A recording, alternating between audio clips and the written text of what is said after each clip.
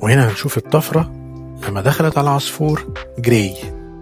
العصفور ده جراي، وزي ما انتوا شايفين الطفرة لما دخلت عليه وزعت الألوان بطريقة غريبة جدا. العصفور زي ما يكون متطرز، آية في الجمال ما شاء الله. ونفس الكلام السلاحات بتاعته لونها عامل ازاي زي الاسبانجل، وتوزيع اللون الرمادي مع الأبيض، طفرة تحفة. وأحب أفكركم إن الرمادي ده من العيلة بتاعة البلو.